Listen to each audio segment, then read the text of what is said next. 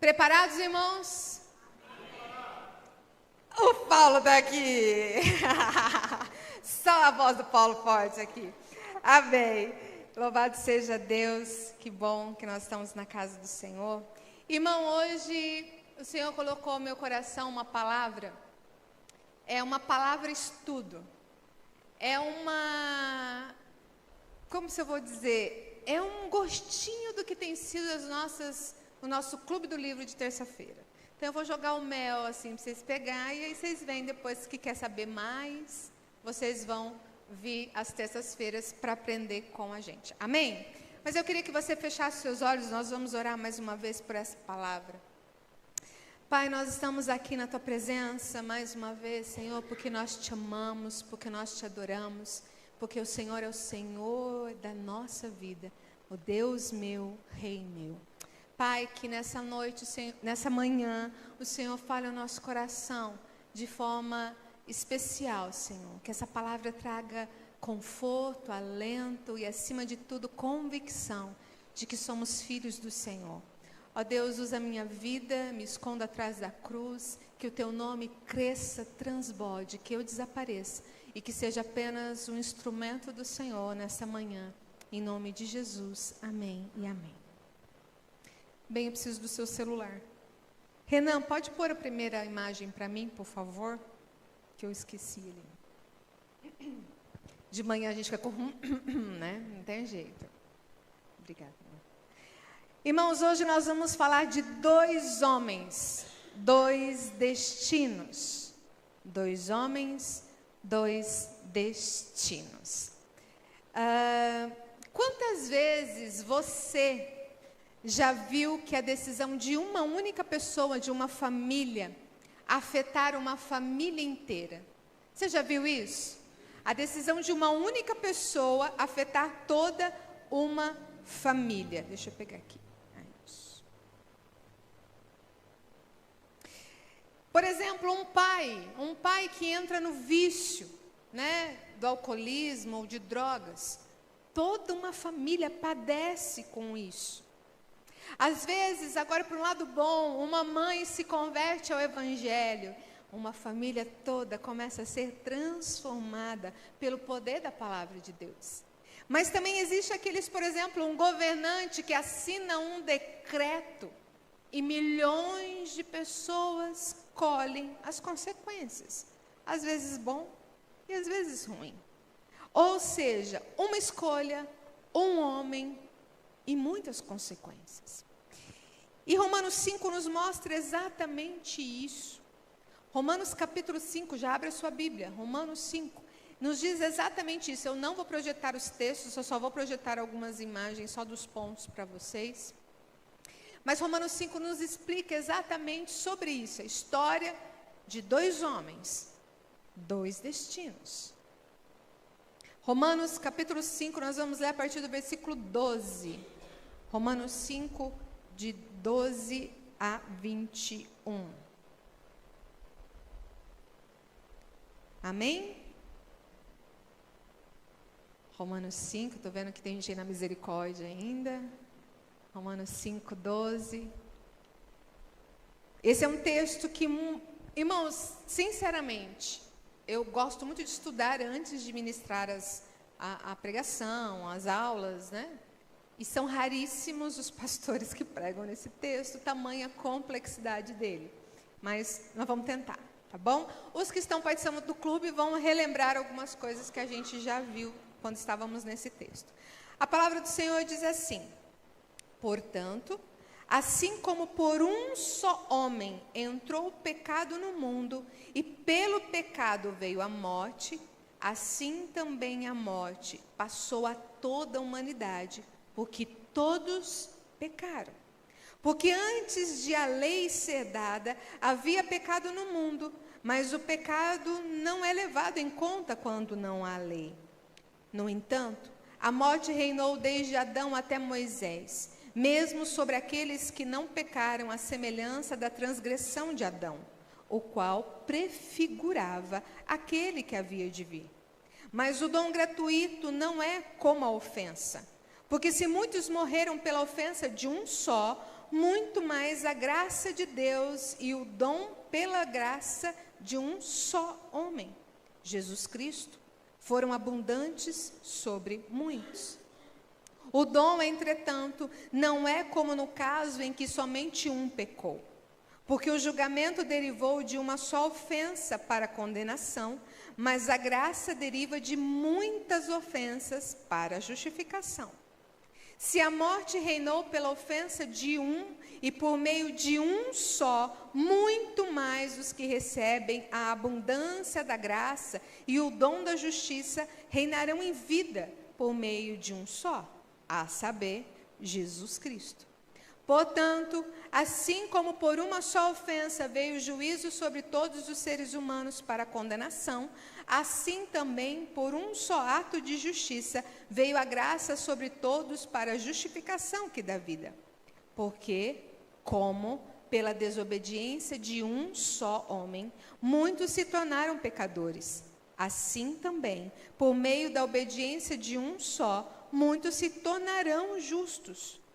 A lei veio para que aumentasse a ofensa, mas onde aumentou o pecado, aumentou muito mais ainda a graça, a fim de que, como o pecado reinou pela morte, assim também a graça reinasse pela justiça que conduz à vida eterna, por meio de Jesus Cristo, nosso Senhor. Amém? É meio, né? Você lê o texto e fala, nossa, né? Ele é meio confuso, mas nós vamos tentar explicar um pouquinho para vocês.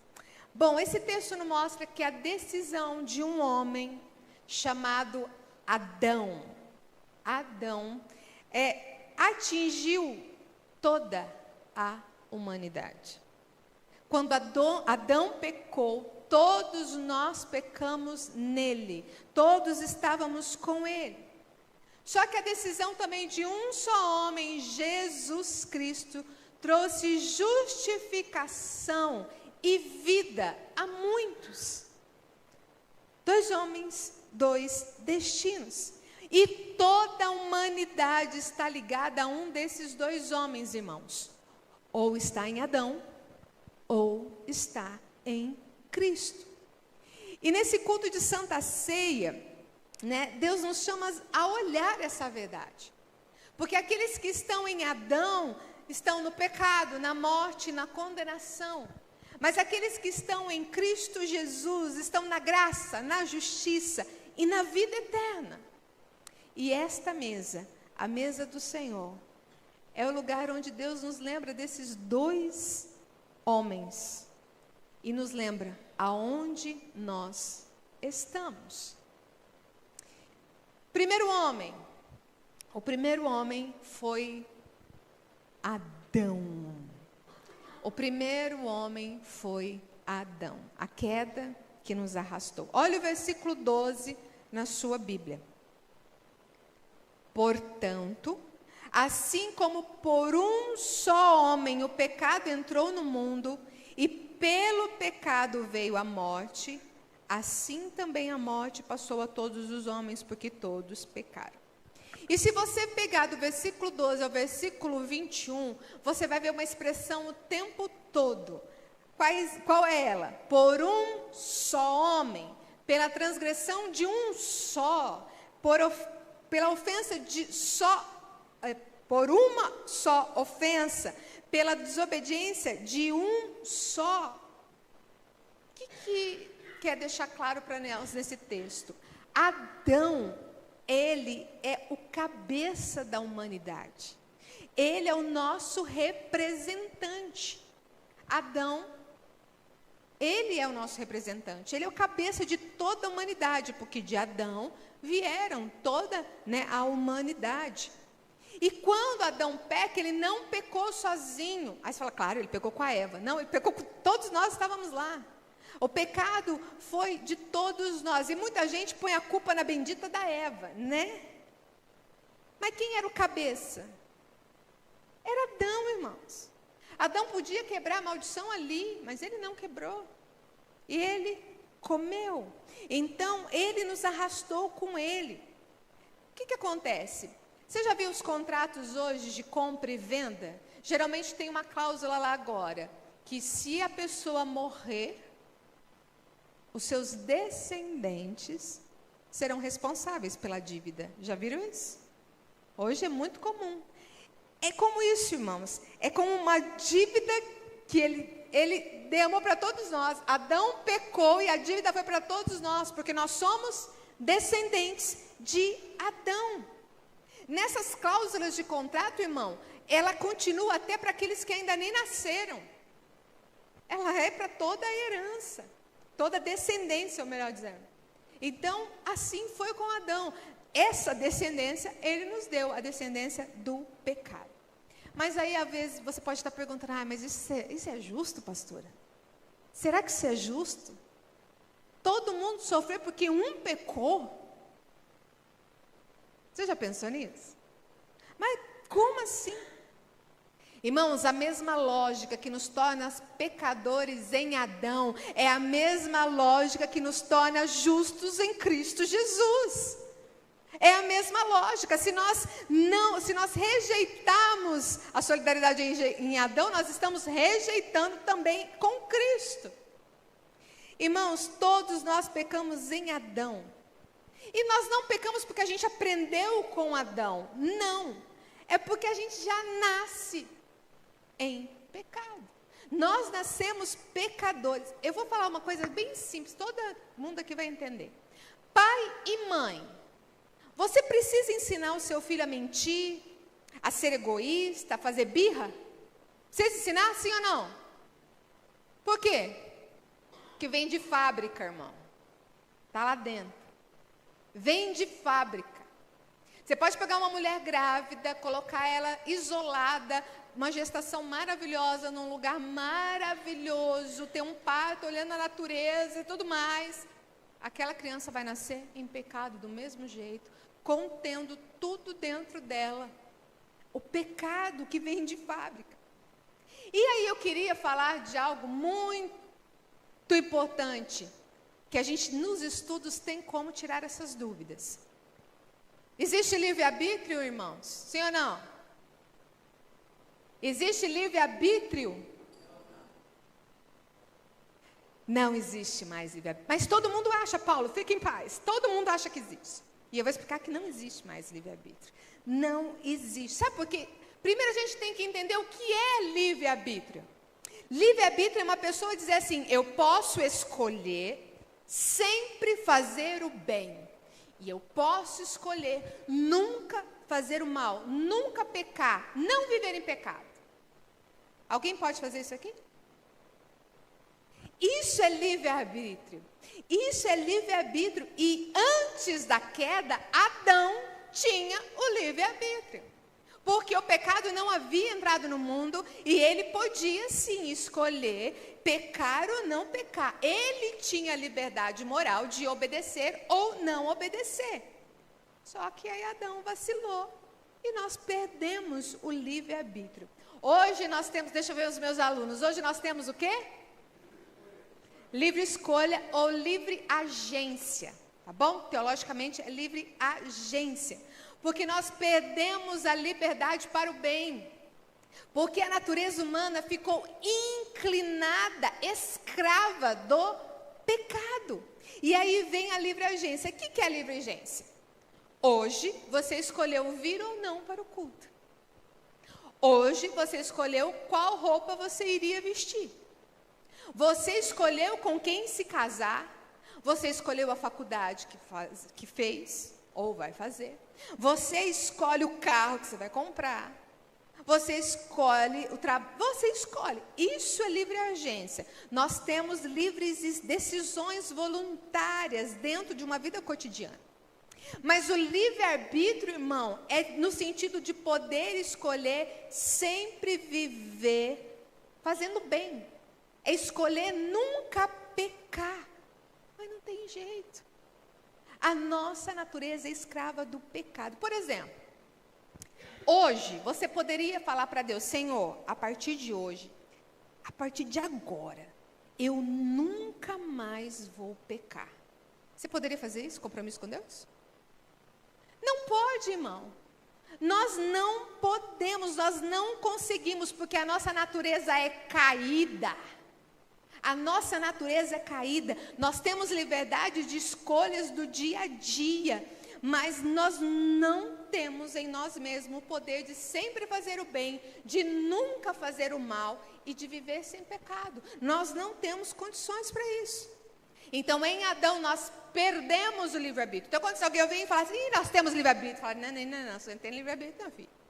Você tem a livre agência ou livre escolha. Eu vou explicar isso com uma historinha fantástica. Vamos supor, está chegando a hora do almoço, né? Alguém pode estar aí falando, ai, já estou com fome. Mas vamos supor que aqui tenha 2 bandejas.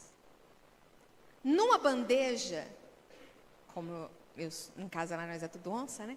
Uma picanha, com aquela gordurinha boa, cheirosa, maturada, acabou de sair da churrasqueira. Pensa, Gabriel, pensa na picanha. Do outro lado, na outra bandeja, desculpa a expressão, mas tem uma carne podre, carniça. Aquela que fede o ambiente, deixa o ambiente empesteado, como diz. De repente vem um urubu. Ele sente o cheiro, ele vem. Qual bandeja que ele vai? Para o podre, para a carniça. Por quê? Porque essa é a natureza do urubu. Irmãos, assim nós também, o nosso coração em Adão é esse. A nossa natureza caída puxa para o pecado. Nós somos puxados para o pecado. Mas existe algo extraordinário nesse texto também. Olha o versículo 12 ainda aí. Ele vai falar de outra coisa além do pecado que entrou no mundo. Olha a parte B. E pelo pecado veio a morte. Assim também a morte passou a toda a humanidade, porque todos pecaram. Quando Adão pecou, entra o pecado e entra também a morte. Ah, pastor, é a morte física? Não só a morte física. Aqui são 3 tipos de morte. Primeiro, a morte física. E se eu falasse morte, qual palavrinha mais se assemelha à morte? Separação. Pensa aí, separação. Então, a primeira morte é a morte física. O que é a morte física? É a separação da alma do corpo. É a separação. Irmãos, nós viemos do pó, e ao pó voltaremos. Hoje nós somos pó levantado, amanhã nós seremos pó caído. Hoje nós somos pó levantado, amanhã nós seremos pó caído. E isso já serviria para a gente quebrar todo o nosso orgulho, né? Só que nós somos pó na mão de Deus, ainda bem. Nós somos pó na mão de Deus. Então, a primeira morte é a morte física. A segunda morte é morte espiritual. Lembra da separação? A primeira é a morte física, a separação da alma do corpo. A morte espiritual é a separação do homem de Deus. Aqui, Adão, quando Adão pecou, ele morreu na hora? Morreu, irmão? Não. Quem sabe quantos anos Adão viveu? 930 anos. Então ele não morreu exatamente na hora que ele pecou. Não, ele viveu 930 anos. Mas naquele momento, ele perdeu a comunhão com Deus. Lembra que eles passeavam no jardim? Nesse momento, eles perderam a comunhão com Deus. Depois do pecado, a comunhão do ser humano com Deus foi quebrada e interrompida. E essa é a morte espiritual, a separação do homem de Deus no tempo presente. Efésios capítulo 2, Paulo vai dizer que Deus nos deu vida, estando nós mortos em nossos delitos e pecados. A gente estava morto, irmão. E a palavra morto aqui, na tradução original, é necrotério. É a pessoa mortinha. É morto mesmo. Mas aqui, a morte espiritual é tipo um morto-vivo. Porque ele anda, ele fala, ele trabalha, ele sorri, mas espiritualmente essa pessoa está morta.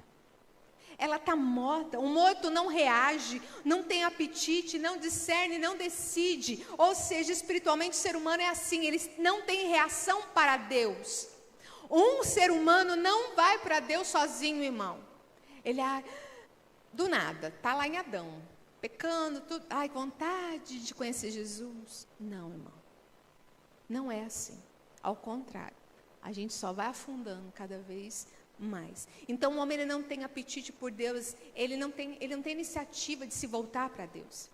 E por isso, ou Deus vem e alcança a nossa vida, ou ninguém volta para Ele por conta própria, irmão. Ninguém. E aqui que está o grande segredo da regeneração. Sabe por quê, irmão? Eu vou quebrar talvez alguma coisa na sua cabeça.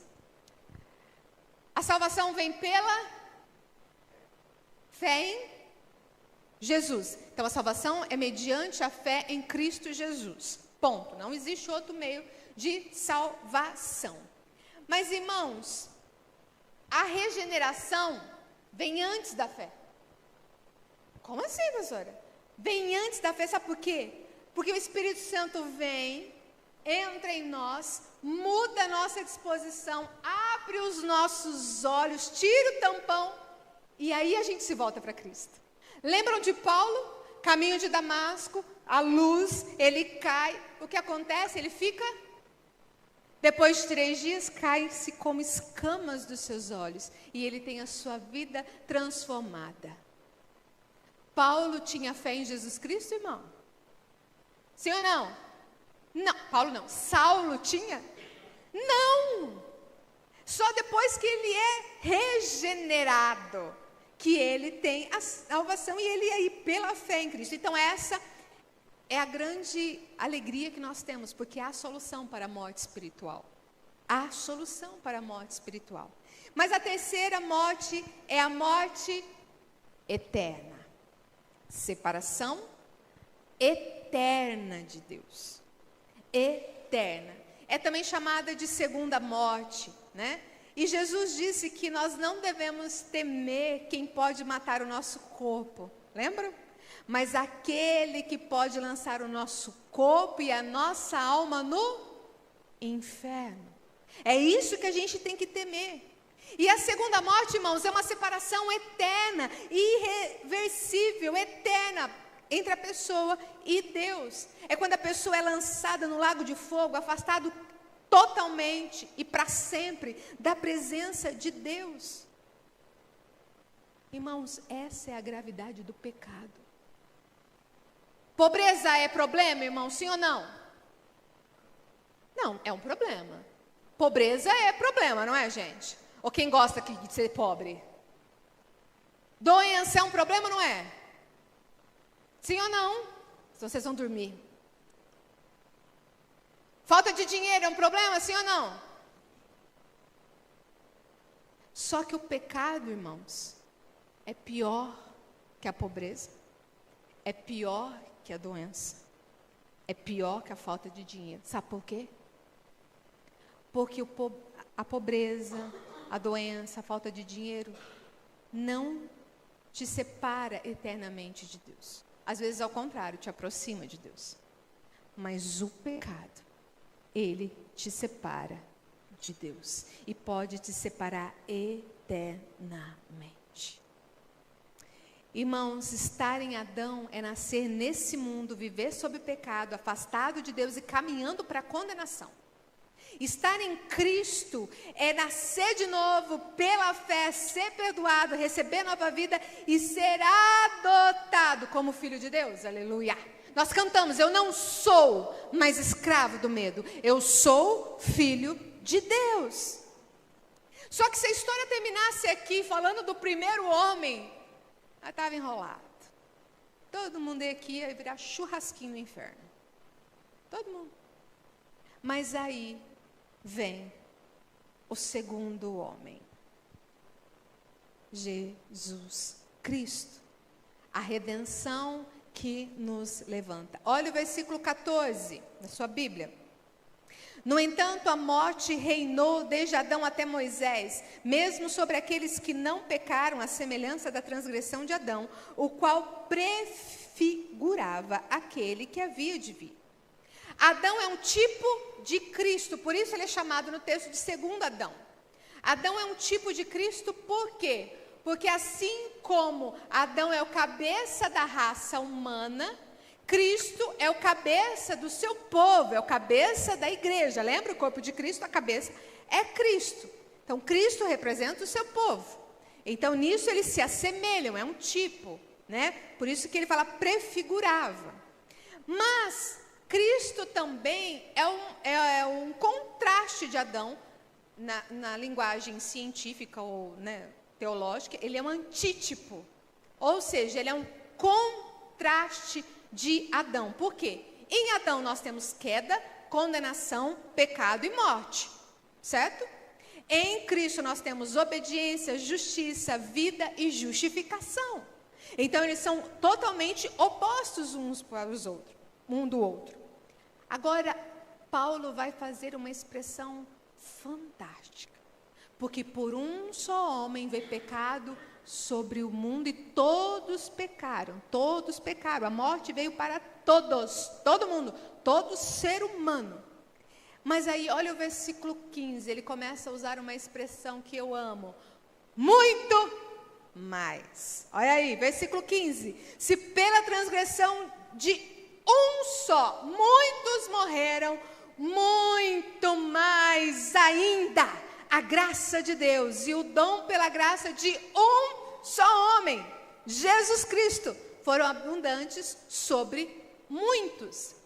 Olha o 17. Se pela transgressão de um só a morte reinou por meio dele, muito mais os que receberam a abundância da graça e o dom da justiça reinarão em vida por meio de um só, a saber, Jesus Cristo. Aleluia. Porque em Cristo, irmãos, nós não voltamos para o ponto zero da queda. Não. Pega isso, porque essa parte me empolga. Irmãos, em Adão, nós éramos o quê? Criaturas à imagem de Deus.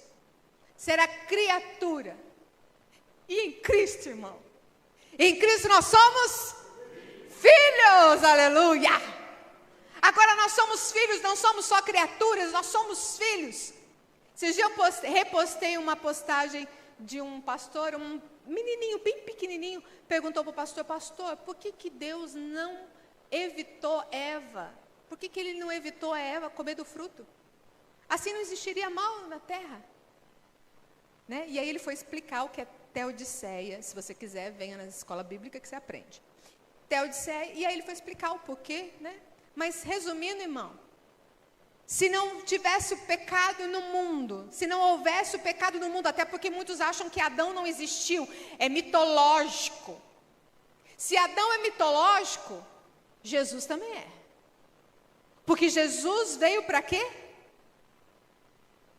Para nos salvar do pecado, para nos libertar do pecado que Adão fez. Por que Adão pecou? Para que a graça, a bondade, a soberania, o amor, a misericórdia de Deus se manifestasse sobre a sua criação e nos tornasse filhos.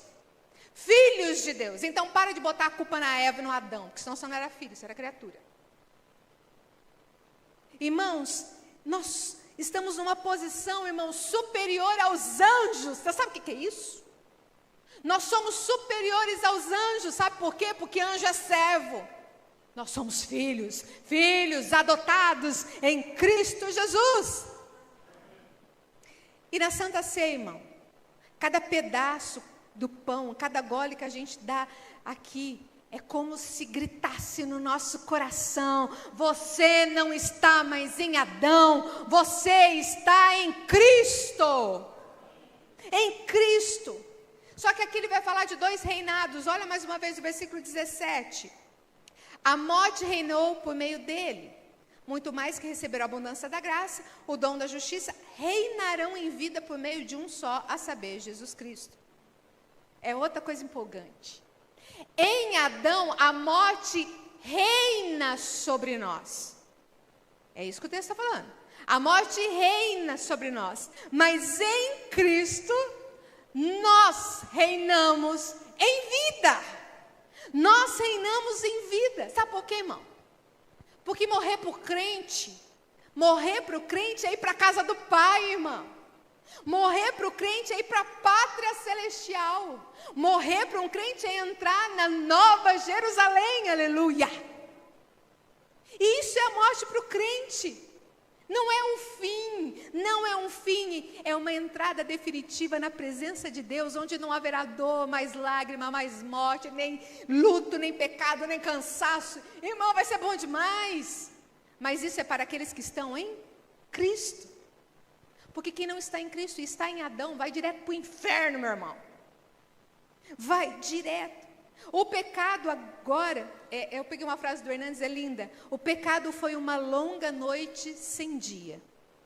A vida eterna é um dia sem noite. E aí, na biografia de Miguel Gonçalves Torres, foi o primeiro pastor presbiteriano ordenado no Brasil. Ele era muito doente. E ele dizia, quando vinham para ele, né, brincar, alguma coisa, ele falava assim, olha, não basta viver bem, é preciso morrer bem. Ele sempre dizia isso. E diz que no dia da sua morte, ele chamou a sua esposa e disse assim, querida, eu pensei que quando eu fosse morrer, eu iria para o céu.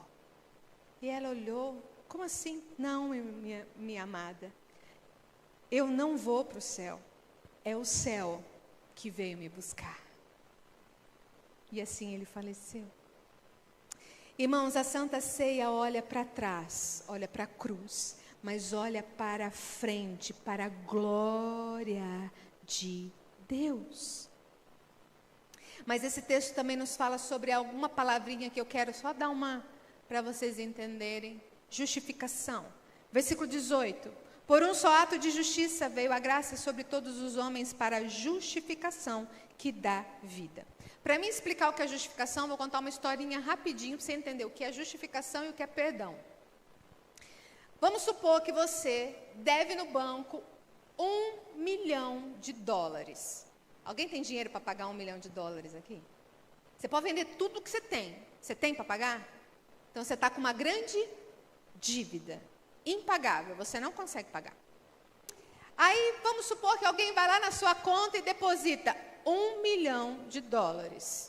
A dívida foi quitada, saiu do vermelho, mas está zero lá, crédito zerado. Isso é perdão, irmão. Perdão é quando o Senhor paga a nossa dívida. Pagou a dívida, mas a gente continua no zero. Você não deve mais nada, mas também não ficou rico. Agora vamos supor que essa pessoa vai lá, coloca $1 milhão, paga a sua dívida, e aí ele coloca mais 50 bilhões de dólares na sua conta. Você vai viver a vida inteira e não vai conseguir gastar. Eu espero que não, né? Acho que não. 50 bilhões de dólares, você não vai gastar. Isso é justificação. Porque agora você não deve mais nada, mas foi creditada na sua conta um crédito gigantesco. Perdão tira a sua dívida. Justificação, Deus tira a dívida e coloca na sua conta toda a justiça de Deus. E sabe por quê, irmão? Porque isso é uma linguagem, justificação é uma linguagem tribunal, né? É como se Deus olhasse para Jesus e falasse, sua dívida está quitada. Não é porque você é o bom, porque você faz tudo certinho, não, irmão. Porque a gente não consegue salvação pelos nossos méritos. Mas a justificação vem da justiça de Deus que foi creditada sobre nós. Mas aí, para a gente encerrar, olha o versículo 20. Eu amo esse versículo. A lei foi introduzida para que a ofensa aumentasse. Mas onde o pecado aumentou, superabundou a graça. Superabundou a graça. E ele começa dizendo, né, a lei foi introduzida para que a ofensa aumentasse. A lei, irmão, ela torna o pecado nítido, a lei serve para isso. Se você tem confusão sobre a lei na vida de um crente, vem para o Clube do Livro, que nós estamos pegando o capítulo 7, está explicando minuciosamente essa parte. A lei, ela deixa o pecado nítido. Por exemplo, você vai na rodovia, tem uma placa de 110. A placa é a lei, certo? Se você está andando a 110, você está andando diante da lei. Se você anda a 120, 130, aí você está transgredindo a lei. Mas quem falou que você transgrediu a lei? A placa, a lei. Então, por isso que faz, tá bom? Então, só que a graça, ela mostra que nenhum pecado é maior que o poder do sangue de Jesus. Mas aí você pode dizer, assim como os romanos diziam, então, se quando eu peco, a graça fica maior, superabunda, então vamos pecar bastante, para a graça vir bastante, né? É o que muitos pensam. Olha o que o Paulo responde no capítulo 6, versículo 1. Continuaremos no pecado para a graça aumente ainda mais? O que ele responde? De modo nenhum. Sabe por quê, irmão? Porque quando a gente prega sobre justificação, as pessoas, então eu posso pecar à vontade, já fui justificado, né, tal. Não, então você não é crente, irmão. Porque o verdadeiro crente, ele ainda peca. A gente peca, sim ou não? Mas o pecado é um acidente, irmão.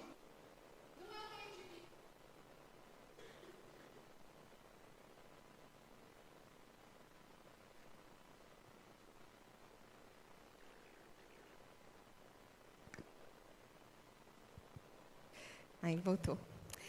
O pecado ocorre como um acidente, não como meio de vida. Porque quando a gente peca, a gente não comemora, a gente fica triste, a gente chora, a gente pede perdão, a gente se arrepende, a gente se volta para Deus, a gente sente um peso do Espírito Santo. Se você não sente, irmão, vamos converter.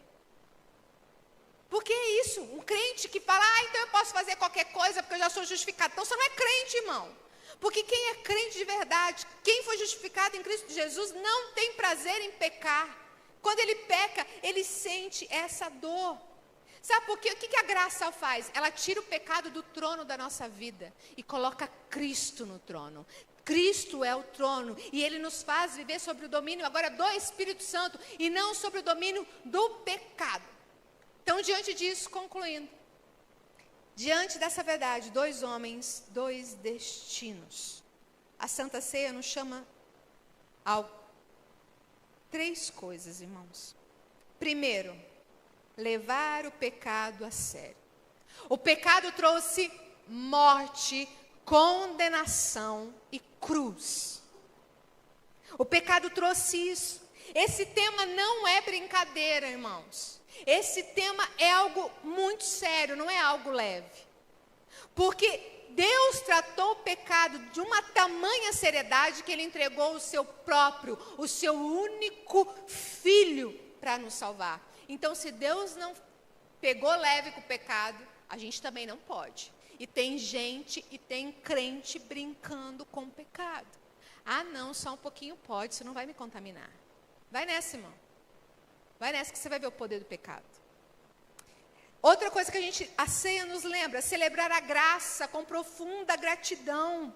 Porque em Cristo não há mais condenação, fomos justificados, fomos adotados, colocados numa posição mais elevada que Adão, mais elevada que os anjos. Agora somos filhos. E essa mesa é a mesa da graça, não é mesa dos perfeitos. Essa mesa é mesa da graça.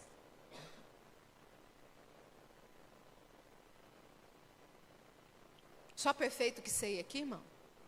Ao contrário, nenhum perfeito ceia aqui. E isso é tema para a próxima ceia, que eu estou preparando uma só sobre a ceia. Mas, às vezes a gente fica julgando. Mas fulana vai cear. Irmãos, a ceia, a mesa é do Senhor. E a única exigência que as Escrituras nos dão é que você seja batizado. Porque a gente peca, irmão.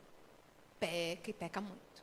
Mas às vezes a gente fica definindo estágio e lugar de pecado. Não, meu pecado da mentira não é nada, nem nem se parece com o pecado do irmãozinho lá que anda fazendo coisa errada. Pecado é pecado. O que muda são as consequências, né?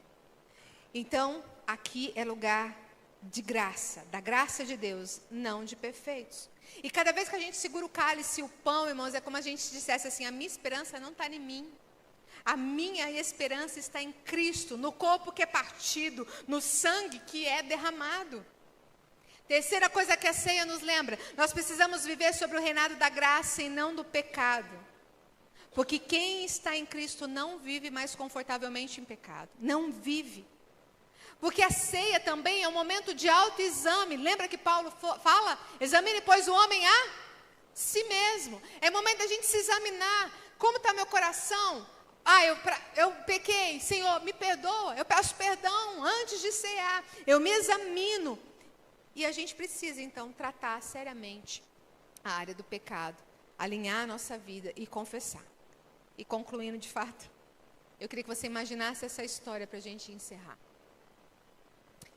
Eu amei quando eu contei no Clube do Livro, todos gostaram também. Imagine que você está numa imensa fila no aeroporto. Só que ali você está esperando embarcar para o destino final da sua vida. Cada pessoa tem na mão um passaporte. Todos têm um passaporte espiritual na mão. E quando chega na hora, você chega no balcão, a pessoa olha o seu passaporte, confere o país e carimba o seu destino. Só que existem somente 2 passaportes nessa viagem. O passaporte em Adão e o passaporte em Cristo. O passaporte em Adão está escrito, em Adão, reino da morte. Lá está escrito assim, registro, nascença em pecado. Cidadania, reino da condenação. Lembra do reino da morte, o reino? E aí, o visto permanente para a separação de Deus. E um carimbo lá está assim, condenação, longe de Deus. Mas existe um outro passaporte, que é o passaporte em Cristo.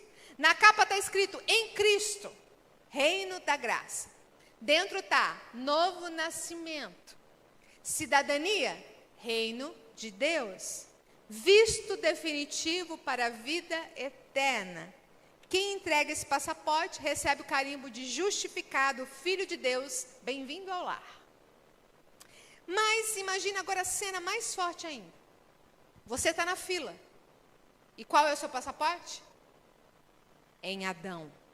Você está com o passaporte em Adão e sabe que se você chegar no balcão com aquele passaporte, você vai para a condenação eterna. Mas de repente, Jesus aparece. Jesus vem segurando um outro passaporte na mão dele. Na capa está escrito, o passaporte de Jesus, e está escrito assim, sem pecado, justiça perfeita, filho amado. E aí Jesus olha bem nos seus olhos e diz, troca comigo? Você pega o passaporte dele e dá o seu passaporte condenado para ele. Quando você chegar lá no balcão, o agente vai ler nome, vai ler o seu nome. Nacionalidade espiritual em Cristo. Status justificado. Destino, vida eterna. E carimba, nenhuma condenação. Entretanto, enquanto isso, Jesus está lá na cruz, com o seu passaporte. O passaporte de Adão. E lá, ele levou a sua culpa, a minha culpa, o seu pecado, o meu pecado. Hoje a pergunta não é, você entendeu a mensagem? Não. Hoje a pergunta é, em quem você está? Você está em Cristo? Ou você está em Adão? Que o Espírito Santo, irmãos, traga esse sentimento ao nosso coração. Porque quando a gente entende quem nós somos para Cristo e o que Ele fez por nós, a nossa vida é transformada. E hoje, agora, diante dessa ceia, eu queria que você celebrasse que você agora não está mais com o passaporte em Adão na mão. Você está com o passaporte em Cristo, esperando o dia em que Ele vai te levar, ou o dia em que Ele virá buscar a sua igreja. Amém? Feche seus olhos. Pai, obrigada, Senhor, obrigada pela Tua santa palavra, Senhor. Como é bom, Senhor, entendemos que um dia o Senhor nos viu, mesmo todos sujos, imundos pelo pecado. O pecado que Adão trouxe a cada um de nós. Mas, ó Pai, o Senhor olhou para nós e olhou com graça e misericórdia e nos escolheu. E escolheu, Senhor, assumir toda essa sujeira, morrendo na cruz do Calvário por amor a cada um de nós. Obrigado, Jesus, porque um dia o Senhor pagou o preço e nos tornou justos, Pai. Acreditou na nossa conta espiritual algo que é grandioso, porque agora não temos mais a morte eterna. Um dia estaremos contigo, celebrando, glorificando, adorando o Senhor face a face. Enquanto isso, Senhor, nós estamos aqui nessa terra e queremos ser servos do Senhor, mas acima de tudo, como filhos amados do Senhor, que nós possamos viver em retidão, podemos viver fugindo do pecado e podemos, Senhor Jesus, viver uma vida que glorifica o Teu nome. Obrigado, Senhor, por tudo que o Senhor fez na cruz do Calvário. Hoje, diante dessa mesa, nós lembramos desse ato. E que em cada pedaço desse pão e cada gole desse suco nós possamos lembrar. Nós não estamos mais em Adão, porque agora estamos em Cristo Jesus. E agora não somos mais escravos do medo, porque somos filhos de Deus. É a nossa oração, Pai, em nome de Jesus. Amém.